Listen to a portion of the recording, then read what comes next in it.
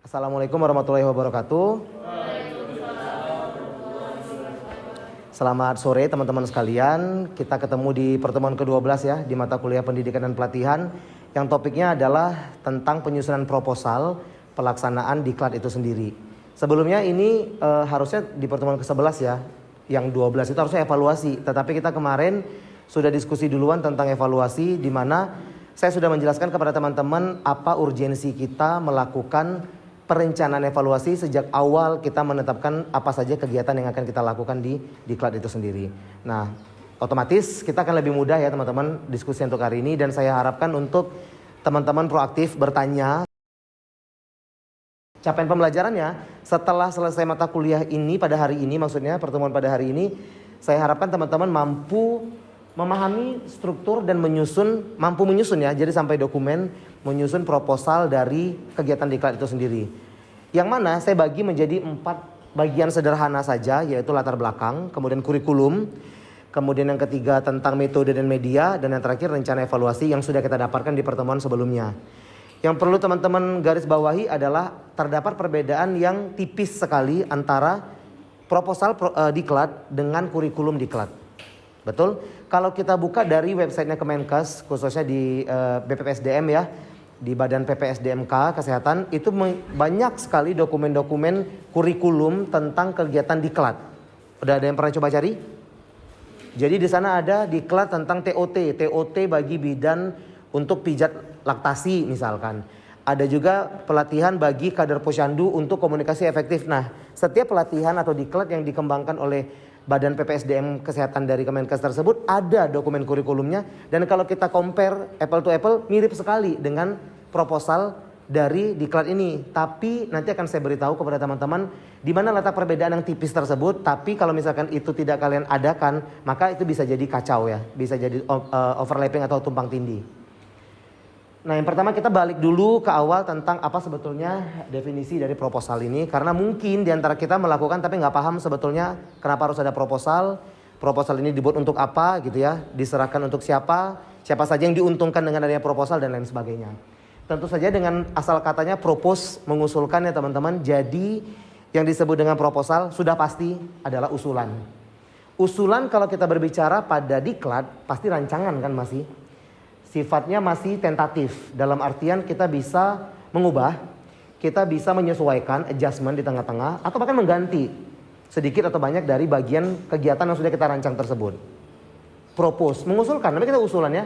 Kalau misalkan kita mengusulkan ke orang tua belikan mobil Innova dong, gak punya duit, Avanza deh, bisa kan, berubah banget kan jadinya. Atau malah dulunya cuma motor Beat misalkan, bisa banget berubah sesuai dengan siapa pemberi dana. Dan jadi ini nanti kita akan lihat siapa-siapa saja orang yang diuntungkan atau siapa-siapa saja orang yang terlibat di dalam proses kita menyusun dan menyebarluaskan proposal ini nantinya. Gitu ya teman-teman ya, ajuan ya, rancangan dan usulan. Nah, jadi kalau berangkat dari sana kita bisa melihat tujuan proposal ini yang pertama adalah untuk mendapatkan bantuan dana. Seperti yang tadi saya singgung barusan bahwa kalau di organisasi mahasiswa kita bikin proposal tuh rasanya bukan untuk tim internal deh. Rasanya kita lebih cenderung untuk pemberi dana, sponsor, donatur dan lain sebagainya. Jadi kita menyusun proposal itu, otak kita, mindset kita sudah dibatasi dengan ini pokoknya untuk dibaca oleh pemberi dana. Kita lupa bahwa sebenarnya akan ada lagi pihak-pihak potensial lainnya yang penting untuk membaca proposal ini.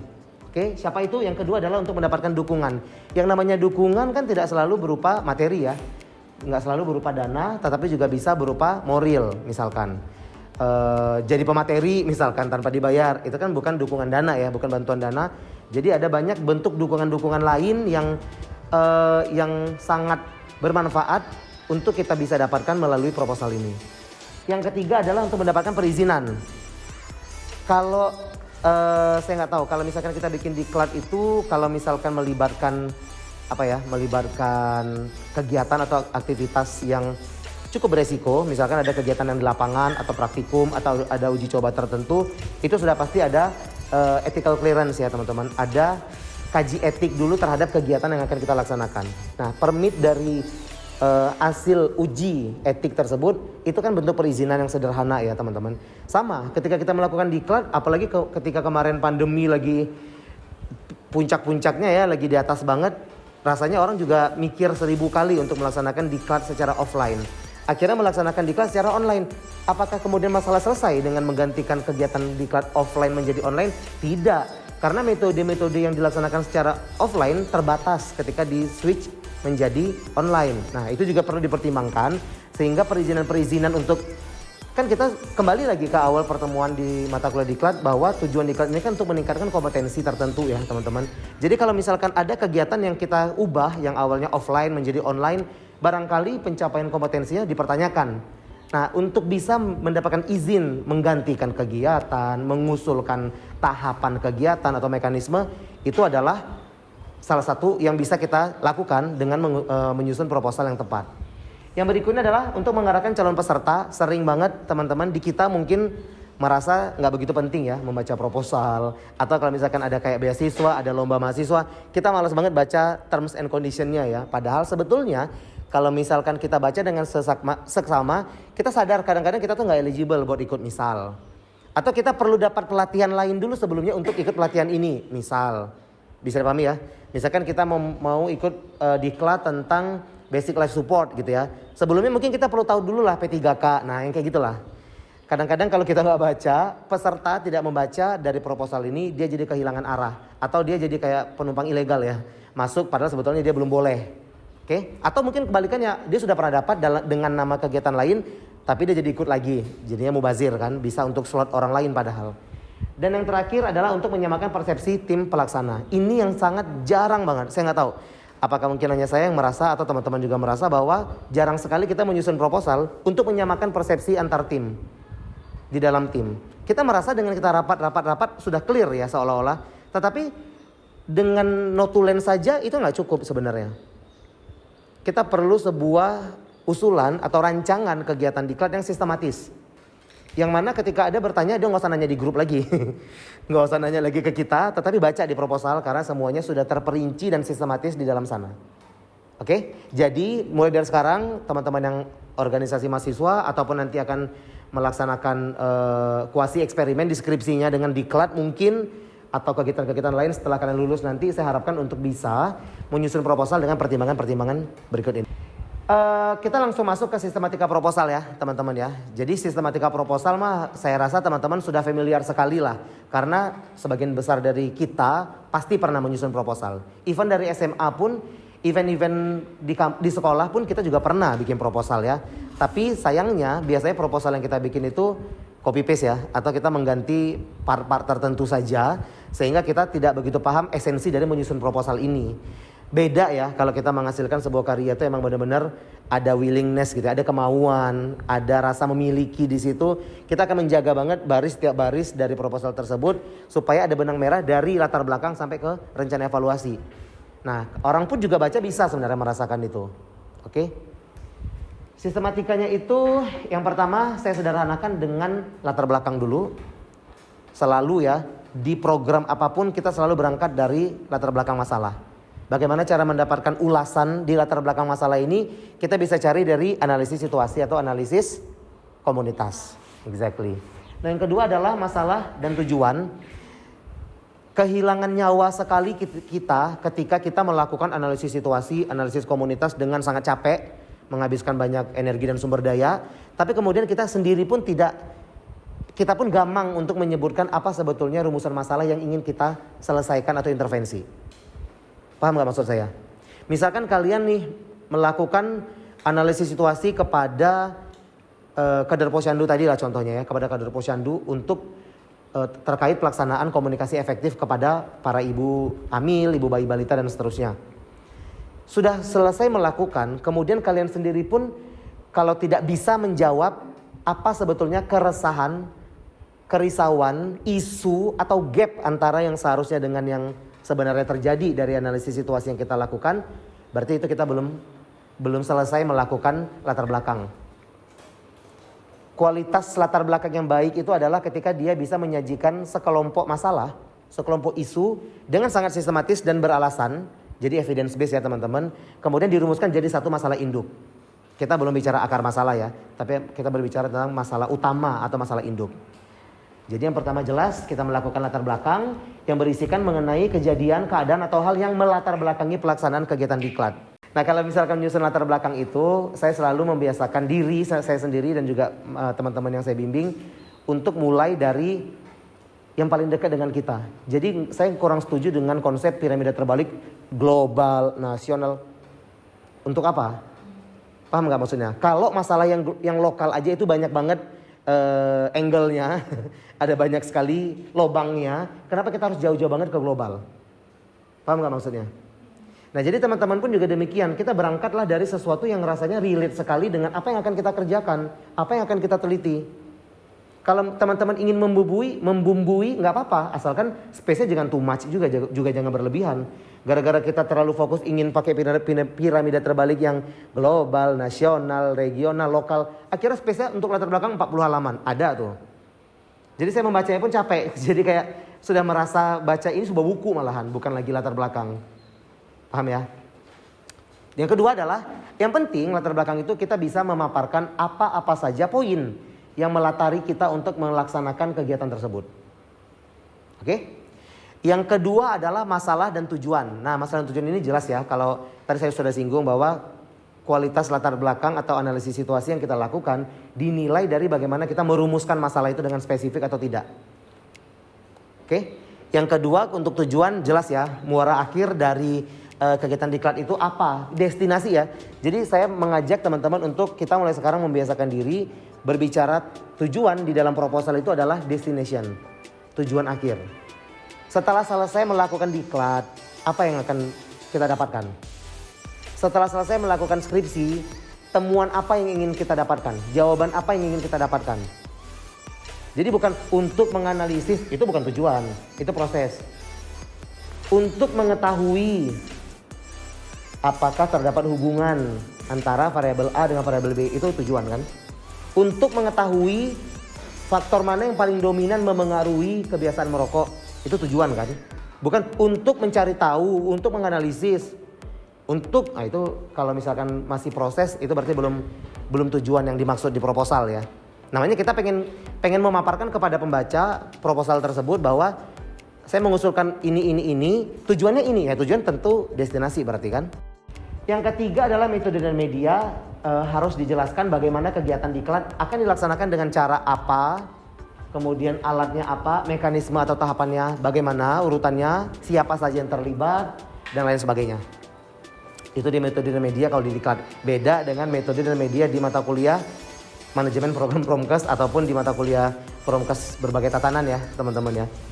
Sedikit berbeda. Kalau di sana kan kita mungkin cukup ringkas ya menyebutkan metodenya ceramah.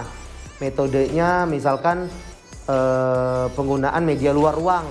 Nah kalau di sini kita menyebutkan siapa yang akan mengoperasikan, kalau ceramah siapa yang akan berceramah, dengan alat apa, topiknya tentang apa dan sebagainya. Nah mirip nggak dengan kurikulum? Yang berikutnya adalah kurikulum. Nah ini yang nanti saya akan coba tampilkan kepada teman-teman bagaimana contoh kurikulum yang dimaksud dalam diklat yang dikeluarkan oleh Kemenkes, oleh BPPSDMK ya teman-teman. Kemudian ciri khas utama dari kurikulum itu setiap tahapannya tuh jelas outcome-nya apa. Misalkan hari ini kita mau pelatihan table manner. Harapannya setelah dapat pelatihan table manner kalian mampu apa? Mampu makan dengan manner yang tepat gitu ya. Yang terakhir adalah rencana evaluasi yang sudah kalian dapatkan di pertemuan sebelumnya juga ya dengan saya. Saya harap tidak ada lagi di ruangan ini yang bertanya ngapain kita merancang atau merencanakan evaluasi padahal kita kegiatan juga belum tentu disetujui gitu ya. Justru inilah momen kita untuk jual diri ya dalam tanda petik. Kita mempertontonkan bagaimana kesiapan kita merangkai sebuah kegiatan diklat mulai dari rencana-rencana kegiatan yang akan dilaksanakan sampai bagaimana kita mengukur keberhasilannya. Itu jadi ukuran. Termasuk ketika kalian nanti seminar proposal skripsi, ketika teman-teman sudah punya kuesioner lah, let's say ya. Sudah punya kuesioner misalkan atau sudah punya lembar observasi, itu berarti kan sudah tahu kan akan mengukur perubahan perilakunya dengan apa. Sudah tahu akan melaksanakan pengukuran itu dengan cara apa sudah tergambar. Oke teman-teman, yang tidak kalah penting ketika kita menyusun proposal karena tadi di awal sasaran atau orang-orang yang akan terlibat di dalam menggunakan proposal ini sangat luas. Kalau yang tadi kan cenderung untuk kita-kita aja ya. untuk internal atau calon pesertanya. Nah kalau yang ini sudah berbicara lagi sampai keluar kan, calon donor, sponsor dan lain sebagainya. Yang pertama kita akan mengulas tentang waktu dan tempat. Ini penting, apalagi sekarang ini banyak sekali kegiatan-kegiatan diklat termasuk kegiatan Latsar CPNS. Itu ada sebagian yang online, sebagian offline, nanti online lagi ada yang kayak gitu.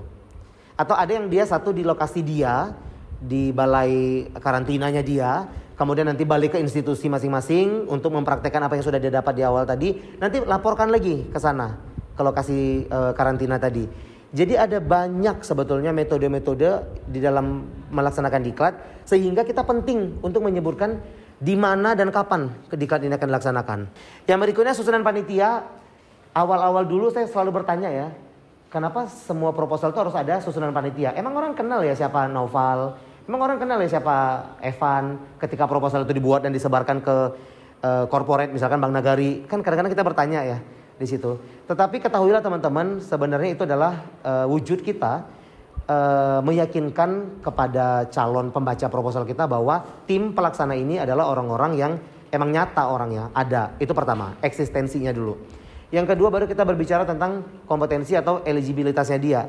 Misalkan dia ternyata punya kemampuan atau misalkan dia adalah orang yang punya banyak prestasi dan namanya cukup dikenal. Ketika masuk di kepanitiaan tentu orang akan lebih percaya ya teman-teman. Atau mungkin ada nama yang sebenarnya perlu diantisipasi muncul di dalam proposal. Tentu ini juga jadi bendera merah ya bagi si pembaca proposal tersebut. Jadi ketahuilah bahwa susunan kepanitiaan itu penting karena orang pengen tahu siapa yang akan menjalankan kegiatan ini, kompetensi dan kepakarannya seperti apa.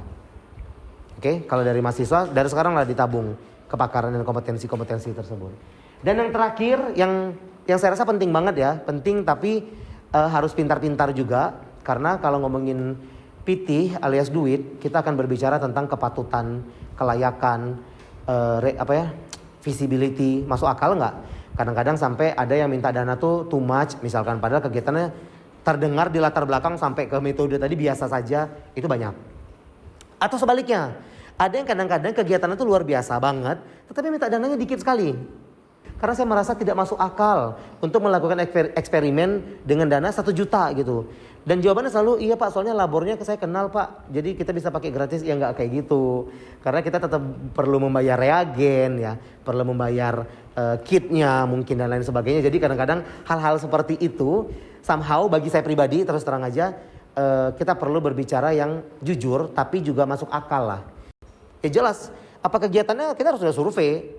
Termasuk ketika kita akan, misalkan kita ada pengabdian masyarakat nih, akan mencetak media edukasi. Biaya cetaknya tuh jangan dikira-kira. Jangan nanti ngeprintnya di kantor sendiri aja lah, gratis anyway gitu ya. Tahu-tahu printernya rusak. Atau tahu-tahu ada pandemi lagi, nggak boleh ke kantor, yang kita harus ke percetakan, bengkak kan akhirnya. Nah itu ya, itulah kenapa anggaran dan sumber dananya juga.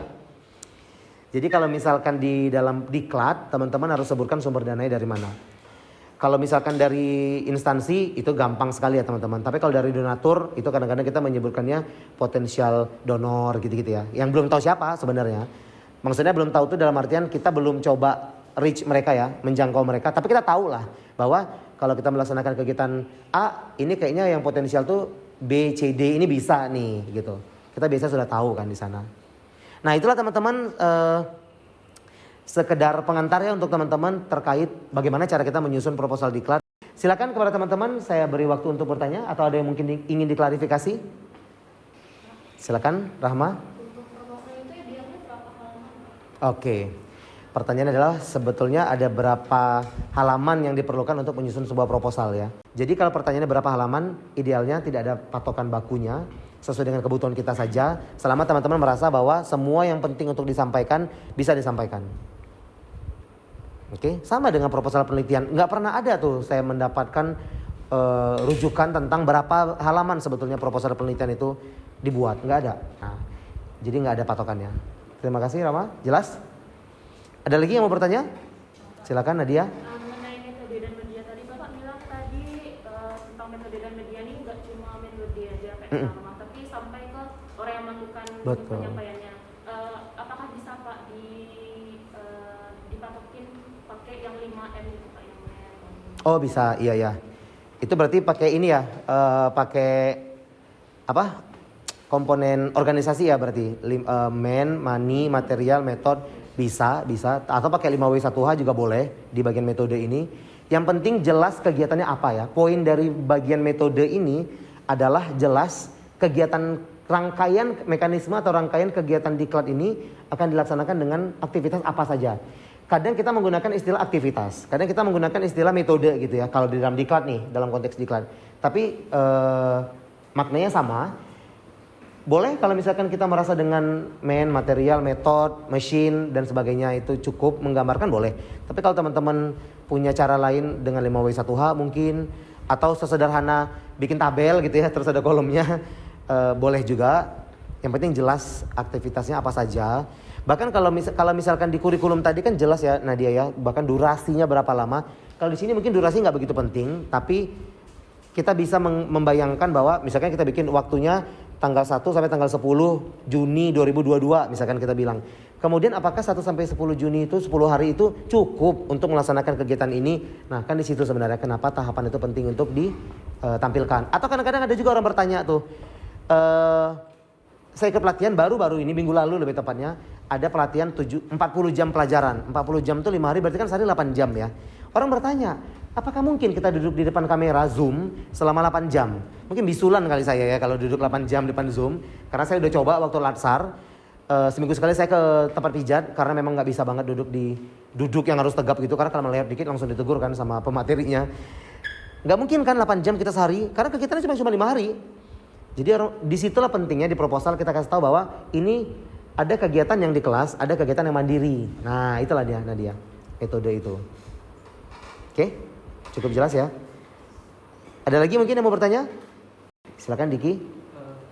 Berarti rencana evaluasi ini Pak, kita buat step by stepnya Pak, dan outcome-nya gimana gitu? Betul. Tercapai atau enggaknya itu udah dievaluasi. Iya betul. Jadi kenapa rencana evaluasi ini penting teman-teman adalah kita ingin mengetahui keberhasilan dari program secara keseluruhan kan. Kan program ini ada aktivitasnya tadi tuh. Nah setiap aktivitas ini juga kita ukur.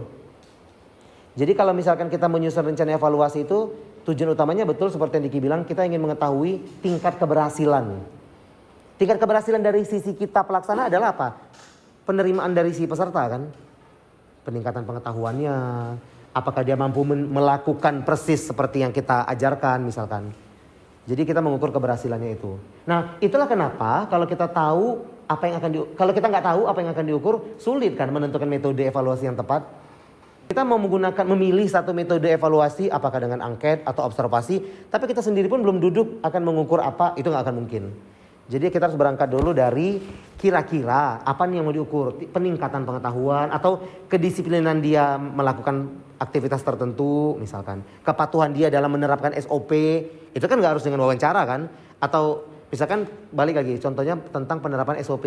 Kalau kita kasih angket pasti dia lakukan semua tuh. Dia isi sempurna. Tapi kalau kita observasi kan kita bisa lihat, wah lah bohong gitu ya. Oh ternyata dia nggak pakai APD. Oh ternyata dia nggak pakai ini, nggak pakai itu. Oh ternyata dia melewatkan tahapan ini. Nah kita bisa observasi. Apa dulu yang akan diukur, baru bagaimana cara mengukurnya. Terima kasih Diki. Ada lagi mungkin yang mau bertanya? Silakan Lala. Tadi kan yang bagian masalah dan tujuan kan Bapak jelasin, Bapak kurang setuju sama metode piramida terbalik itu kan Pak, yang global, internasional sama nasional. Iya, latar belakang ya. Iya, regional. Nah itu kalau misalnya kita ngajukan proposal Pak, kalau misalnya kita masukin yang global atau yang nasional aja atau yang regional aja, itu apakah pembaca proposalnya itu akan tertarik Pak? Karena takutnya nanti misalnya masalah yang kita angkat tuh dia menganggap tidak terlalu darurat gitu. Betul. Oke, terima kasih pertanyaannya. Jadi ini apakah tadi statement saya tentang cara kita menulis latar belakang yang piramida terbalik dari global sampai ke lokal itu memang sepenuhnya tidak penting? Jawabannya tergantung siapa pembacanya ya. Seperti yang tadi saya bilang untuk pertanyaan Rama bahwa kita sebetulnya dari awal tuh boleh banget, sangat diperbolehkan untuk membeda-bedakan proposal tergantung siapa pembacanya. Jadi kalau pembacanya mungkin donor internasional, mungkin ya penting. Karena eksistensi atau branding dia sebagai pemberi dana itu dilihat dari bagaimana dia menanggapi isu-isu global juga gitu kan. Tapi kalau misalkan kita ingin minta dananya ke kecamatan atau kelurahan gitu, ada nggak sih dana di sana? Ada kali ya. Kalau kita mau minta dana ke kelurahan atau kecamatan, tapi kita mengulas tentang yang jauh banget dari wilayah kerjanya dia, rasanya dia pun malas itu. Tapi kalau kita obok-obok yang di lingkungan kerjanya dia aja gitu ya, bahwa ini akan jadi indikator kinerja utamanya si camat atau si lurah, ini akan menjadi PR bagi si lurah, ini akan menjadi rapor merah kalau nggak dikerjakan bagi si lurah. Kita obok-oboknya di kolom yang kecil, tapi badago ya kalau istilah orang Minang, itu pasti lebih nendang. Tapi kalau misalkan untuk sasaran yang lain, tentu kita sesuaikan lagi ya. Jadi nggak ada sih pakem yang, karena ini bukan ilmu pasti, teman-teman bebas sebetulnya merancang dengan cara apa. Bahkan saya ketika yang di PHP 2D kemarin untuk bak sampah ya ke Bank Nagari, saya minta untuk proposalnya itu dibuat jangan yang kayak kalian bisa buat di kertas HVS kemudian dijilid pakai lakban, itu jangan, saya bilang. Coba jilid yang cantik lah, saya bilang. Karena ini kita bicara tentang branding kan, menunjukkan bahwa kalian itu sebagai mahasiswa adalah orang-orang kreatif, orang-orang yang inovatif. Dan itu salah satunya bisa ditunjukkan dari bagaimana kita menyusun proposal. Karena kadang-kadang nggak semua proposal itu untuk pemberi dana loh, ya. Nggak semua proposal itu untuk pemberi dana. Kadang-kadang kita membuat proposal itu ya balik lagi ke slide saya di awal tadi. Mungkin hanya sebatas untuk mendapatkan izin misalkan. Ya udah, pokoknya informasinya jelas. Kadang-kadang kalau untuk memberikan izin kan orang cuma perlu tahu siapa penanggung jawab gitu ya. Mau dilaksanakan kapan, di mana, kegiatannya kayak apa, udah gitu aja kan. Nggak perlu yang panjang-panjang banget. Mungkin latar belakang pun dia nggak begitu penasaran kali ya. Karena kita berbicara tentang izin misalkan. Tapi kadang-kadang ada juga tuh orang yang sebelum memberikan izin pengen tahu banget urgensi dari kita melakukan kegiatan ini misalkan. Boleh juga. Sesuai lah dengan siapa sasaran dari pembaca proposal tersebut. Oke, ada lagi yang mau bertanya? Baik, kalau oh ya Sandi silakan. Jadi kan sistem misalnya ada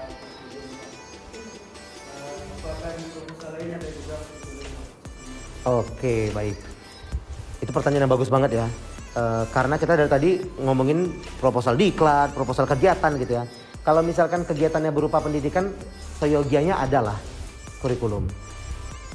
Karena kurikulum ini lebih dari sebatas dokumen ya, tapi dia juga menjadi pagar buat kita.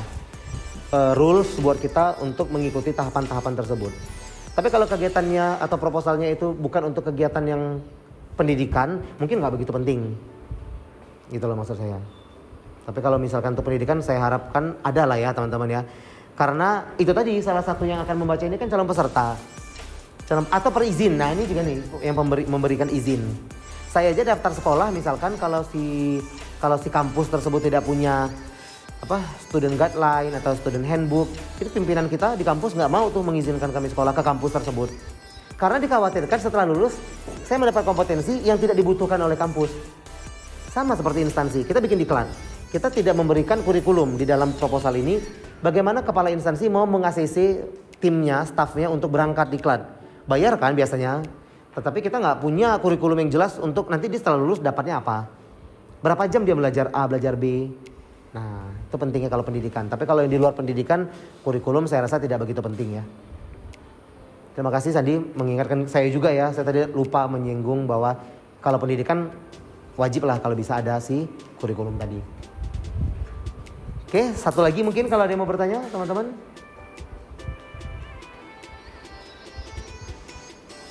Cukup? Kalau cukup, demikian teman-teman untuk pertemuan kita pada hari ini. Lebih dan kurangnya saya mohon maaf. Semoga teman-teman bisa mengikuti ya yang tadi kita diskusikan. Dan sebenarnya akan ada tugas setelah ini teman-teman, di mana teman-teman saya harapkan mengcompare apa yang kalian buat di laporan dengan proposal. Rasanya cukup aneh kalau ada laporan tapi nggak ada proposal ya. Jadi saya minta nanti akan saya bicarakan dengan tim dulu apakah proposal ini masih perlu ada karena sudah terlewat ya, sudah dilaksanakan kegiatannya. Nanti akan saya infokan kepada PJMK ya. Demikian saja teman-teman, lebih dan kurangnya mohon maaf. Saya akhiri kuliah kita pada sore ini. Assalamualaikum warahmatullahi wabarakatuh.